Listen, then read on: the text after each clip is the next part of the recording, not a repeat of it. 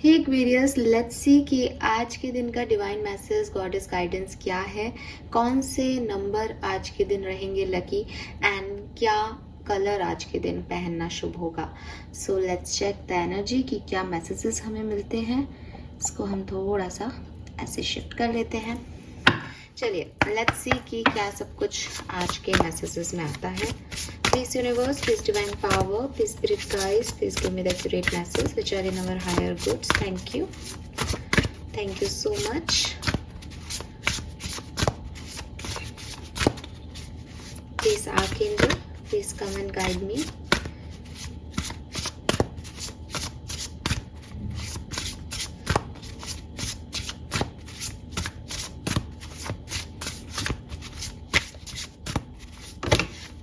Okay, we got the cards. We have two cards here. Please spirit guides, please give me one card more for Aquarius. Guidance for Aquarius for 23rd of May, 23 मई 2024 के लिए divine message goddess guidance for Aquarians. All right, चलिए दोनों card ले लेते हैं। हालांकि मैं 3 ही card लेती हूँ, बट खुद से ही आके जिसकी तरफ से आपके लिए 2 कार्ड आ गए थे, तो 2 कार्ड मैंने पुल कर लिए। लेट्स सी एक्वेरियस की क्या कार्ड्स आए हैं आज के दिन। पहला कार्ड जो है वो है एस्केपिस्ट का। Okay, beautiful card. Fine. Then we have flower. Okay, again a very beautiful card here.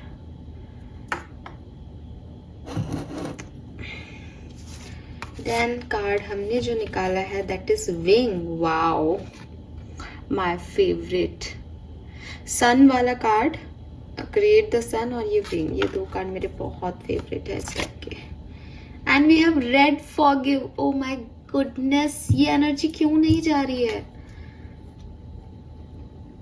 Aquarians please for God sake माफ करना सीखिए। आप लोग क्यों नहीं कर रहे हैं। मैं कोई सा भी डेक यूज कर लूं, फॉरगिवनेस की एनर्जी आती ही आती है। और मैं 3 ही कार्ड लेती शायद, लेकिन सी जो होना होता है वही होता है का साक्षात परिचय आपको यहाँ मिलेगा। बट गाइज देखिए, अगर यूनिवर्स आपको ये मैसेज दे रहा है तो आप थोड़ा सा अपने आप से लड़ना बंद करें और माफी की तरफ जो है अपना ध्यान दें। खैर, ये हैं आपके कार्ड यहाँ पे, और नंबर 8 की एनर्जी आपको यहाँ बहुत सिग्निफिकेंट दिख रही होगी। 8 विंग भी 8 है एंड 17 इज ऑल्सो नंबर 8। सो शनि का नंबर आ रहा है यहाँ पे, 8 नंबर आ रहा है। इस साल की ऊर्जा भी 8 नंबर की ही है, और 8 नंबर शनि कर्म, तो ये बहुत ही कार्मिक एनर्जीज मुझे यहाँ दिखाई दे रही है। एंड कार्मिक एनर्जीज से जो आप कनेक्ट कर पाते हो उसमें मैं आपको, मतलब ये क्या बोलूँ मैं आपको कि कर्मों के सिद्धांत कैसे वर्क करते हैं ना, ये एक बहुत बड़ा, एक बहुत डीपर जो है वो विषय है जानने का। आपने कभी भीष्म पितामह का कहानी सुना है? आप में से कुछ लोगों ने शायद सुना हो। शांतनु जो थे, राजा थे, मतलब द्वापर युग की ही बात है, लेकिन महाभारत में एक बहुत बड़ा और बहुत प्योर कैरेक्टर था भीष्म पितामह का। कुछ लोग कहते हैं कि उनकी वजह से महाभारत हो गई, लेकिन जो समझदार लोग हैं, जो गुणी लोग हैं, वो उनके त्याग और उनकी विजडम को आज भी मानते हैं। सो जो भीष्म पितामह हैं, उनका जो जन्म है वो पूरी तरीके से इस कर्म के सिद्धांत को आपको समझा देगा एक्वेरियस। शांतनु जो थे, राजा थे, और उससे पहले, मतलब कर्म कैसे तय होते हैं किसी इंसान के, किसी मनुष्य के, उससे पहले, द्वापर युग से भी पहले, ऋषि वशिष्ठ ने जो है वो ऋषि वशिष्ठ के आश्रम में आप कह लीजिए कि 4 साधु जाते हैं या 4 देवगण जो है वो 4 नहीं 8 देवगण या 8 साधु जो है वो जाते हैं।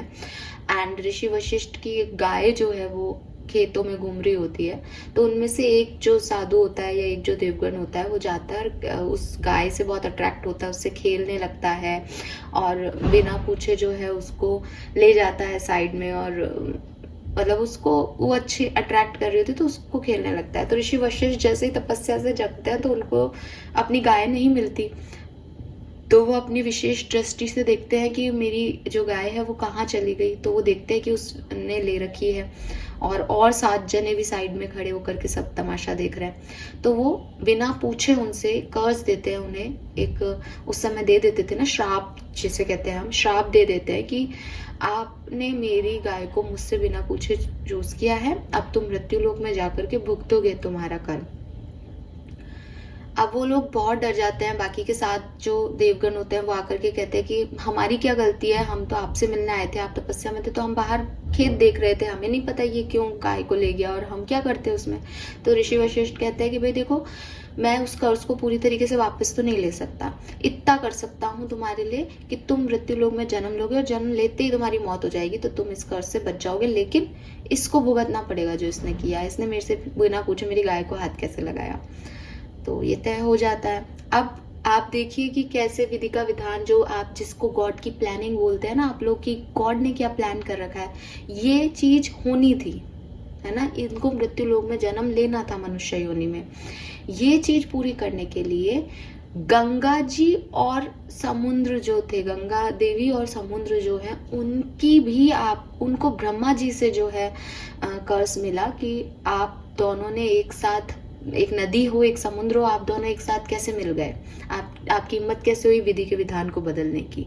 समुद्र का पानी लेके जाएगा, चूंकि खारा है, गंगा देवी है, गंगा उसमें कैसे मिल रही है समुद्र में, क्योंकि ये लोग भी आपस में जो है वो एक साथ होने लग गए थे। तो ब्रह्मा जी ने इन्हें श्राप दिया कि तुम मृत्यु लोक में जाओगी और तुमको वहां तब तक रहना होगा जब तक तुम्हारा पति तुम्हारे ऊपर प्रश्न चिन्ह ना लगा दे कि तुम, मतलब तुमसे सवाल ना पूछे कि तुम सही हो या नहीं, तुम मर्यादा में हो या नहीं। तो ये बन गई एक पूरी कहानी। एक तरफ गंगा जी को आना है जिसपे उसके हस्बैंड को प्रश्नवाचक चिन्ह लगाना है, और एक तरफ इन आठों को जन्म लेना है मृत्यु लोक में, लेकिन 7 जो है वो पैदा होते ही मर जाएंगे और एक बच्चा जिंदा रहेगा। फिर द्वापर युग में गंगा जी जो है वो शांतनु जो थे किंग, उनसे अट्रैक्ट होती है, या शांतनु जी गंगा जी से अट्रैक्ट होते हैं ऐसे बोलना चाहिए। गंगा जी शर्त रखती है कि जो भी मैं काम करूंगी आप उस पर मुझे रोकेंगे टोकेंगे नहीं, आप मुझ पर कुछ पूछेंगे नहीं। वो प्यार में होते हैं तो इस लाइक की प्यार में तो पहले प्यार में बिगनिंग में तो अपन सब जानते ही हैं, आप लोगों को सबको पता है, आप सब प्यार कर चुके हैं कि जो कहते हैं वो माना जाता है, हाँ मैं ऐसा करूंगा। उसके बाद बहुत अच्छे से 1 साल बीतता है उनका, गंगा जी भी बहुत अच्छे से जो है वो राजा के साथ रहती हैं, सब कुछ बहुत बढ़िया चल रहा होता है, पहला पुत्र होता है। लेकिन गंगा जी पहले पुत्र का जैसे ही वो इवेंट खत्म होता है पुत्र होने का, वैसे ही उसको गोदी में लेती है और चली जाती है बाहर, और गंगा जो बहरी होती है नदी उसमें उस बच्चे को बहा देती है। वापस आ जाते हैं, कहाँ गए राजकुमार, कहाँ गए, सब पूछते हैं, कुछ पता नहीं है। फिर से अगले साल बच्चा होता है। अब शांतनु जी देखते हैं कि यार ये ही बच्चे को लेके जा रही है, बट वो अपने जो उन्होंने प्रॉमिस किया होता है उसमें बाउंड होते हैं कि मैं कुछ पूछ नहीं सकता कि कहाँ ले जाती है मेरे बच्चों को। ठीक है, ऐसे दूसरा हो जाता है, तीसरा चला जाता है, चौथा चला जाता है, 7 पुत्र, क्योंकि जाना था। आप सोच रहे हो कि शांतनु मानव योनि में ये सोच रहा है कि देखो मैंने प्रश्नवाचक नहीं लगाया इसलिए मेरे वजह से 7 पुत्र मर गए, नहीं नहीं नहीं, उनको कर्ज ही ये मिला था कि वो 7 के 7 जो है वो पैदा होते मर जाएंगे। तो ये ऐसे हो गया, ये है कर्म, पास्ट लाइफ से चलते आ रहे हैं, इनको ऐसे ही होना था, ये ऐसे ही हुए। और आप सोच रहे हो कि शांतनु जी शायद छठे बच्चे पे क्वेश्चन कर लेते तो एक बच्चा बच जाता, नहीं बचता भाई, उसको पहले से ही मिलता आ रहा है। ठीक है, और जैसे ही 8वां बच्ची को लेके जाने वाली होती है, वैसे ही शांतनु जी पूछते हैं कि भाई ये तुमने क्या लगा रखा है, मेरे 7 के 7 बच्चे तुम नदी में बहाए आई। तो गंगा जी उनसे पूरी कहानी सुनाती है और कहती है आज आपने मेरे पे प्रश्न किया है तो मैं भी फ्री हो गई इस कर्ज से, अब मैं जाना चाहती हूँ, आपके बेटे को अपने साथ ले जा रही हूँ, इसे पूरी शिक्षा दे करके, क्योंकि एक बच्चे के लिए माँ की जरूरत ज्यादा होती है, इसको पूरी शिक्षा दे करके आपको जवानी में या बाद में कुछ समय बाद लौटा जाऊंगी। और वो भी अपने चली जाती हैं विदा लेकर के। यही पुत्र जो 8वां पुत्र है, यही जब बाद में शांतनु जी को मिलता है, इन्हीं का नाम जो है वो भीष्म रखा जाता है। और यही वो पुत्र हैं जिन्होंने कभी शादी नहीं की और हमेशा अपने पापा की लीगेसी को जो है आगे बढ़ाया। तो ये कहानी है। मैंने आपको ये कहानी इसलिए सुनाई क्योंकि यहाँ 8 नंबर और काफ़ी टाइम से जो है मैं कर्म कर्म कर्म की जब बात करती हूँ तो आपसे कहती हूँ कि मैं आपको समझाऊंगी डिटेल में ये कर्म कैसे होता है। बिकॉज जनरली हम ऐसे उसमें हो जाते हैं कि ये हमारे साथ क्यों हो रहा है, ये हमने गलती क्या की है, हमें किस कर्म की सजा मिल रही है। जो हमारे दुश्मन हैं वो भी यही सोचते हैं कि अरे इसको तो कर्मों का फल मिल रहा है। ये कर्म आपने आज नहीं किए हैं, ये कर्म आपके अभी के नहीं हैं, ये कर्म आपने सामने वाले के साथ नहीं जिए हैं, ये कर्म पास्ट लाइफ से लेके आ रहे हो, ये कर्म कुछ ऐसे लेके आ रहे हो। कर्म 2 तरह के होते हैं, ये बात मैंने आपसे पहले भी शेयर की है कि प्रारब्ध कर्म भी होते हैं और अभी के भी कुछ होते हैं, तो जो मिलने हैं वो मिल जाते हैं। लेकिन इस मृत्यु लोक में जीना, ठीक है, ये सब आपका कर्ज है। ये सब आप किसी का कुछ लौटाने आ रहे हो जो आपने नहीं दिया था कभी, जो आप नहीं समझते अभी। वो तो गंगा जी थी इसलिए उन्हें याद रही वो चीज़ें। आप और मैं याद नहीं रखते कि हमारे को क्या चीज़ का क्या मिल रहा है। तो अगर आप ये सोचते हो कि मैं इस चीज़ को चेंज कर सकता था क्योंकि कर्म करना ज़रूरी है, आपके लिए कर्म करना ज़रूरी है ताकि आपकी भविष्य सुधर सके, बिल्कुल सच है। लेकिन आप किसी भी एक्ट को होने से रोक नहीं सकते, आप किसी भी एक्ट को बदल नहीं सकते। रीज़न यही है कि वो आपने पहले से ही अपने कर्मों की वजह से लिखवा लिया है। आई होप गाइस कि इस एक्वेरियस वाइब 111 पे आज आपने जो सुना है आप उसे अपनी ज़िंदगी भर याद रखेंगे और इन कर्मों के सिद्धांतों को सही तरीके से समझ के एक्ट कर पाएंगे। और उसी लिहाज से इसी कहानी को आगे बढ़ाते हुए मैं आपको फिर कहती हूँ कि जो कुछ भी हो रहा है ज़िंदगी में वो गॉड का प्लान है। वो प्लान उन्होंने यूं ही इत्तेफाक में नहीं किया कि वो किसी के लिए अच्छा कर रहे हैं तो वो उस आत्मा से ज़्यादा प्यार करते हैं, आपसे कम प्यार करते हैं। नहीं, ये सब आपके कर्मों ने पहले से ही डिसाइड कर रखा है।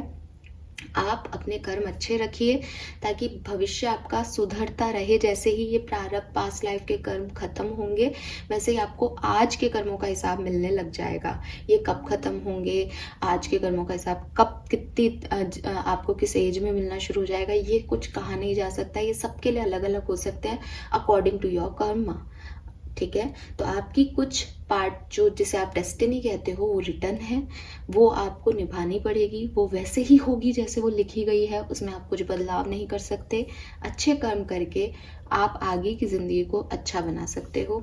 तो उसमें अच्छे कर्मों में पहली चीज़ आती है फॉरगिवनेस, कि जब कुछ चीज़ों का कुछ किया ही नहीं जा सकता, जब कुछ इवेंट्स में कुछ बदला ही नहीं जा सकता, तो माफ़ नहीं करना आपका कौन सा अच्छा कर्म होगा, ठीक है। मैंने कल कई कमेंट्स के भी रिप्लाई दिए। मैं जानती हूँ कि दुख होता है, मैं जानती हूँ कि आप जिस योनि में आज जन्म ले रहे हो वहाँ इमोशन सबसे पहले आते हैं। लेकिन मैं आपको ये भी कहना चाहती हूँ कि आपके इमोशंस को अगर आप देखिए, गुस्सा भी तो इमोशन है, रोना भी इमोशन है, प्यार भी इमोशन है।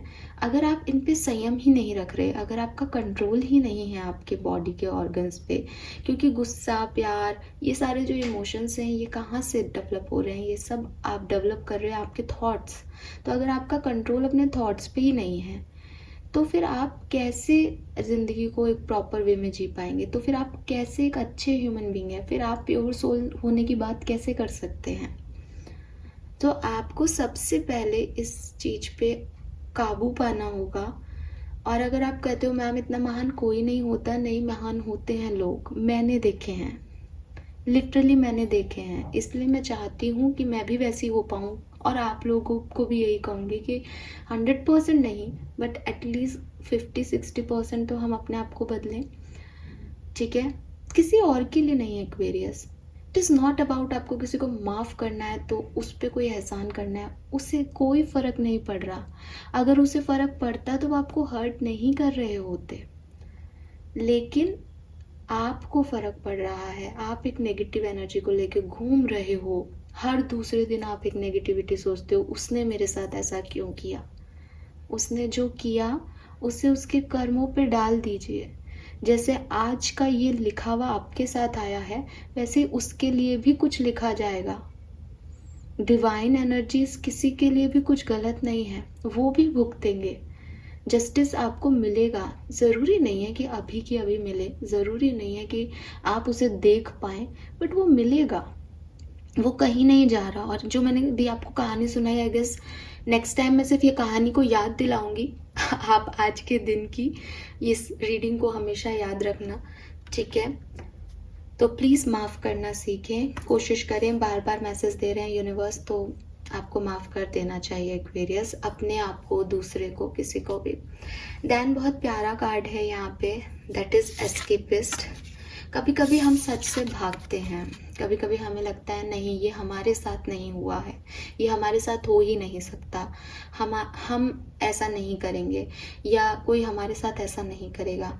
तो हमें सच बताया जाता है यूनिवर्स के थ्रू, लोगों के थ्रू। हम उस सच को जी रहे होते हैं, लेकिन हम उससे भाग भी रहे होते हैं। जैसे फॉर एग्जाम्पल कि आप किसी से प्यार में हैं, आप किसी से प्यार करते हैं, लेकिन आपको लगता है कि नहीं नहीं मैं उससे प्यार नहीं करता, नहीं नहीं मैं रह लूँगा उसके बिना, नहीं ये प्यार नहीं है, ये प्यार हो ही नहीं सकता, प्यार नहीं करता मैं उससे। तो आप भाग रहे हो उस चीज़ से। अब आप 1 महीने भागोगे, आप 2 महीने भागोगे, आप 3 महीने भागोगे, 4 महीने, 5 महीने, 1 साल, लेकिन जो फीलिंग्स हैं, जो जेन्युइन फीलिंग्स हैं, वो आपको कभी ना कभी पकड़ेंगी। वो कभी ना कभी आपको उस जगह पे लाके खड़ा कर देंगी कि नहीं, हम झूठ बोल रहे हैं अपने आप से, हम करते हैं। या ये ऐसा हो सकता है कि आपको किसी ने कोई सच बताया कि मेरा सच ये है, एंड वो आपके लिए एक टावर मोमेंट जैसा है कि आपने उस व्यक्ति से वो सच नहीं चाहा था, बट आप उससे भाग रहे हो कि नहीं ये सच तुम्हारा हो ही नहीं सकता, तुम ऐसे थोड़ी हो, तुम तो बहुत अच्छे हो, तुम्हें तो मैंने चूज़ किया है तुम्हें, मैं जानती हूँ तुम अच्छे हो। अब वो व्यक्ति कह रहे हैं नहीं मैंने ये किया है, नहीं नहीं नहीं ये तुमने किसी वजह से कर दिया होगा। तो आप उस सच को एक्सेप्ट ही नहीं कर ले। सामने वाला भी बोल रहा है कि भैया मैं ही हूँ दोषी, बट आप उस सच को एक्सेप्ट नहीं करें, बिकॉज आपको लग रहा है नहीं ये ऐसा हो ही कैसे सकता है ना। ये आपकी ज़िंदगी का कोई सच है, आपने कोई बहुत बड़ा मेजर इवेंट अपनी लाइफ में देखा है, लेकिन आप उस पर विश्वास नहीं कर रहे। आपको लग रहा है नहीं वो मेरे साथ नहीं होगा, या वो है या वो नहीं है, ये नहीं हो सकता। तो आप बार बार एक डिनायल एनर्जी में जा रहे हैं। यूनिवर्स आपको कह रहे हैं कि आप ऐसा करें, आप बिल्कुल कर सकते हो। आप अपने आप को उस एनर्जी से दूर लेके जा सकते हो। आप उसको फील ना करना चाहो, आप नहीं करोगे, क्योंकि सब थॉट प्रोसेस है आपका, सब कुछ सही है। लेकिन आप किसी भी सच से ज़्यादा समय से भाग नहीं सकते। अगर आप किसी से अपनी फीलिंग्स को डिनाई कर रहे हो, तो आप उसका और अपनी ज़िंदगी का जो भी समय है वो ख़राब कर रहे हो। चाहे आप 1 महीना ख़राब कर रहे हो, चाहे आप 2 महीने ख़राब कर रहे हो, चाहे आप 5 महीने ख़राब कर रहे हो। आप अपनी सच्ची फीलिंग को नहीं बता करके, क्योंकि अगेन यूनिवर्स का एक प्लान चल रहा है। आप को तो लग रहा है आप कर रहे हो सब कुछ, बट यूनिवर्स ने तो पहले ही एक डेस्टिनी बना रखी है कि भाई तुमको तुमसे मिलना है। इस पास्ट लाइफ में तुमने इसके साथ ये किया है, अब तुम इसको भुगतोगे, तुमको ज़िंदगी जीनी है। आज आप जो कर्म कर रहे हो उसका भी आगे आपको फल मिल जाएगा, मे बी इसी पर्सन से या किसी और से, या हो सकता है अगले जन्म तक खिंच जाए अगर आपके पाप ज़्यादा हैं तो पिछले जन्म के। तो वो चीज़ें अलग अलग डिपेंड करेगी, लेकिन पहले से प्री डिस्टाइंड होती हैं कुछ चीज़ें। उसमें अब आप क्या कर रहे हो कि नहीं आप भाग रहे हो, तो आप यूनिवर्स के प्लान में पॉज ला रहे हो। तो यूनिवर्स क्या करेगी कि ले अब तू ये भुगत, ये सर्किल लेके आ, फिर आना तेरे को यही है। तो जितना आप भागोगे उतना आप बार बार राउंड एंड राउंड का जो कार्ड होता है ना, कि वहीं आके रुक जाते हो, कि आपने लर्निंग ली ही नहीं उस सिचुएशन से, वही सिचुएशन में फंसते जाओगे। तो एस्केपिस्ट का कार्ड कह रहा है कि ठीक है अभी आपको वो चीज़ सहन नहीं हो रही, आप थोड़ा सा एक टूर कराओ, आप ट्रैवल कर लो, आप अपने लोगों से मिल लो, आप इस चीज़ को डिनायल दे लो, लेकिन ये याद रखो कि मुझे कभी ना कभी इस चीज़ को एक्सेप्टेंस देनी है। और जितनी जल्दी मैं इस चीज़ को, इस सच को एक्सेप्टेंस दे दूंगा या दे दूंगी, उतनी जल्दी ये कहानी ख़त्म हो जाएगी। जितना डिले करूंगा उतना मैं अपनी ज़िंदगी में डिले कर रहा हूँ। तो आपको जिस भी चीज़ से आप भाग रहे हो उससे भागना नहीं चाहिए, जल्द से जल्द अपनी रियलिटी को एक्सेप्टेंस देनी चाहिए, वो चाहे जैसी भी है, वो चाहे जो भी है, ठीक है, क्योंकि आपकी रियलिटी ही आपका घर है। इस कार्ड का मैसेज है कम होम टू योरसेल्फ, अपने आप को अपने घर लेके आओ। तो आपकी जो सच्चाइयाँ हैं वही आपका घर है। आप भाग सकते हो बट आप फिर अपने घर में नहीं हो, और आप प्रोटेक्टेड और सिक्योर कहाँ हो? अपने घर में, जहाँ आप हो एक्वेरियस, राइट? तो ये बहुत खास मैसेज है। And then we have be honest with yourself, जो कि अगेन सेम एनर्जीज के साथ जा रहा है कि अपने आप से झूठ मत बोलो, वो मत बनो जो आप नहीं हो, वो मत सोचो जो आप नहीं सोच सकते, जो एक्वेरियस के थॉट प्रोसेस का हिस्सा नहीं है, जो इसलिए है ताकि आप किसी चीज़ से निकल जाओ, जो इसलिए है जो कि ताकि आपको कुछ सहना ना पड़े। तो आप किसी चीज़ से थोड़े टाइम के लिए भाग सकते हो, और उसमें बुराई भी नहीं है कि मुझे कोई चीज़ अच्छी नहीं लग रही तो मैं एक जो है ट्रैवल करके आ गया या आ गई कि ठीक है यार, मेरे को ये समझ में नहीं आ रहा कुछ सिचुएशन क्या चल रही है, आई नीड पीस, मैं जाके आती हूँ, 1 सप्ताह के लिए कहीं घूम के आती हूँ। घूम के आई, उस घूमने में मैंने अपनी एनर्जीज़ को नॉर्मल किया, उस घूमने में मैंने समझा कि ये सब क्या चल रहा है, आए आ करके अपनी सारी रिस्पॉन्सिबिलिटी निभाई कि अच्छा सच ये हो गया, चलो ठीक है, I accept it, that's it, again एक नॉर्मल लाइफ। तो ये क्या है कि मैं अपने घर आई, मैंने उस चीज़ को एक्सेप्टेंस दी, लेकिन नहीं ये हो ही नहीं सकता, मैं घूम भी आई, मैं वापस आकर के भी उसको एक्सेप्ट नहीं करूँ, या मैं कहीं नहीं भाग रही लेकिन मैं एक्सेप्ट ही नहीं कर रही, तो मैं एक तरीके से ज्योग्राफिकल नहीं लेकिन मैं मन से भाग रही हूँ उससे, सच से। तो वहाँ पे आपको थोड़ा सा रुकना चाहिए और अपने साथ ऑनेस्टी दिखानी चाहिए, अपने सच को कबूल कर लेना चाहिए। कहानी की वजह से रीडिंग बहुत लंबी हो गई, I am sorry. Last message जो आपके लिए आ रहा है, जो मेरा फेवरेट है, उसके लिए भी थोड़ा सा टाइम दीजिए मुझे। यूनिवर्स कह रहे हैं you never needed those wings to fly. अगर आप में से किसी को लग रहा है ना कि मैं अब कुछ नहीं कर पाऊंगा या मैं अब कुछ नहीं कर पाऊंगी, मेरी लाइफ ख़त्म हो गई, ठीक है, मेरे लिए वही लोग जिन पे मुझको विश्वास था कि ये लोग मेरा हेल्प करेंगे, उन लोगों ने मुझे हेल्प नहीं किया, अब मेरे पास कुछ भी नहीं बचा। तो यूनिवर्स कह रहे हैं नहीं, यहाँ तुम गलत हो। क्यों गलत हो? अगेन आपको उस कहानी पे लेके जाऊंगी कि सबके रोल निश्चित है, ठीक है, सबके कर्ज निश्चित हैं, सबके कर्म पहले से कर चुके हैं हम।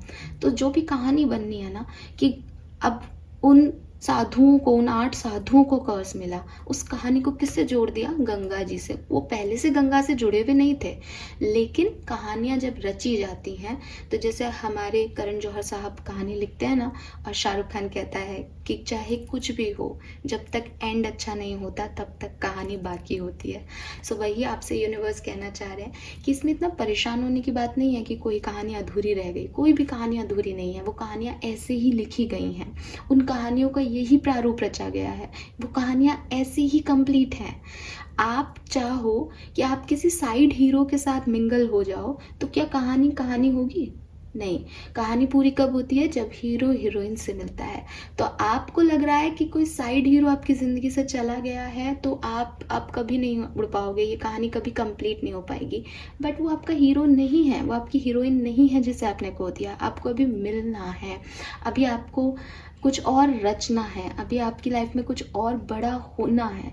तो बी पॉजिटिव। आपको उन यहाँ पे विंग्स की बात कर रखी है, बट आपको उन लोगों की ज़रूरत नहीं है जिससे आप सोचते हो कि ये मुझे कंप्लीट करेंगे, इनकी वजह से मैं दुनिया देख पाऊंगी, इनकी वजह से मेरी लाइफ कंप्लीट होगी। नहीं, आपकी लाइफ कंप्लीट है आपकी वजह से। तो अपने आप से प्यार करें। जिन विंग्स को, देखो ये कार्ड इतना सुंदर है कि उसके विंग्स वही हैं। वो हम हमेशा उस खिड़की से बाहर देखती रही कि एक दिन मैं उड़ूंगी, क्योंकि ये विंग उसे चाहिए थे। लेकिन फिर डेस्टिनी ने उसके लिए ऐसा कुछ सिचुएशन कर दी कि उसने सोचा कि ठीक है यार, अब तो खुदकुशी ही कर लेते हैं। वो यहाँ से कूदी एंड यू वोंट बिलीव, वो उड़ रही थी, वो कूदी, उसको लगा सब खत्म, लेकिन वो उड़ रही थी। उसने ये करेज पहले दिखाया ही नहीं, अकेले रहने का, अकेले उड़ने का, अकेले अपने सपने पूरे करने का।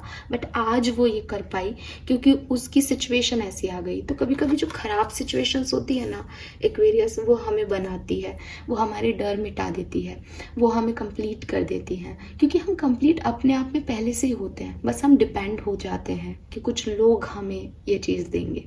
तो आपसे यूनिवर्स यही कह रहे हैं कि आपको ना कभी उन विंग्स की पहले ज़रूरत थी, ना आज ज़रूरत है, ना कभी और आगे पड़ेगी।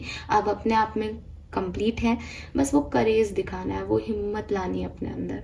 Fine, so this is all for you guys. Numbers की बात करूं तो मुझे नंबर 8 बहुत सिग्निफिकेंट दिख रहा है। वो मैं कहानी में उलझ गई, रीज़न कि बहुत दिनों से वो मैं आपसे सिर्फ यही बोल देती हूँ कि ये बाद में डिस्कस करेंगे, लंबा टॉपिक है। आज देखो आधा घंटा हो गया मुझे बोलते हुए। खैर, आई गेस समझाना और हीलिंग ज़रूरी है लोगों की। तो अगर आप उस कहानी को समझ पाएंगे कभी, अगर आपको लगता है कि मैं और रिसर्च करूँ, आप जाइए गूगल पे और होगा, क्योंकि मैं तो टाइम बेस पे ना थोड़ा सा भगा भगा के भी हो जाती हूँ। लेकिन हाँ, कर्मों को समझो। इट्स कर्म, ये नहीं है कि मैंने तुम्हारा बुरा किया तो फिर, क्योंकि हम लोग ऐसे करते हैं ना कि यार इसने मेरे साथ इतना बुरा किया फिर भी ये खुश क्यों है। इस कहानी में आपको सारा आंसर मिलेगा, ठीक है। एंड भीष्म पितामह की जो आगे जो जर्नी रही ना, मतलब आप उनके आगे झुक जाएंगे। लिटरली आप उनके बारे में पढ़ेंगे ना तो आप उनके आगे झुक जाएंगे। महाभारत के 2 कैरेक्टर, एक तो कर्ण और एक भीष्म, ये 2 कैरेक्टर लिटरली अपनी तरफ खींचते हैं। इनमें एक अट्रैक्शन है, और इनका अट्रैक्शन भी, आप इनकी जो ऊर्जा है ना वो इस ऊर्जा से मिलती है कि उन्होंने अपने लिए अकेले ही लाइफ की सारी सिचुएशंस को झेला। खैर, मैं इस चीज़ में अब नहीं जाऊंगी क्योंकि इस चीज़ में गई तो पता नहीं 1 घंटा ही हो जाएगा। नंबर्स जो हैं आज के वो 8 नंबर है, 5 नंबर है एंड 1 नंबर है। Fine, 8, 5 and 1। कलर जो मुझे दिखाई देता है वो है white colour, Aquarius. Fine, yes. And please forgive करें, प्लीज़ इस नेगेटिविटी को नहीं कैरी करें ताकि ये कार्ड आना बंद हो। जिस दिन ये कार्ड नहीं आएगा ना, मैं उस दिन खुश होंगी कि, और रिपीटेटिवली नहीं आए तो उस दिन मुझे लगेगा कि आप में से काफ़ी लोगों की सोल जो है वो अब प्योरिटी की तरफ आगे बढ़ रही है, क्योंकि ये एक दिन का काम नहीं है, इसमें वक्त लगेगा। फाइन, एंड आप जितने भी हर्ट हो एक्वेरियस, अपने आप पे काम करें। किसी में इतनी ताकत नहीं है कि वो आपकी ऊर्जाओं को नेगेटिव कर दें, ये आपकी ताकत ज़्यादा बड़ी होनी चाहिए, राइट। चलिए, thank you so much reading को देखने के लिए। चैनल को लाइक और सब्सक्राइब कीजिएगा। Bye bye.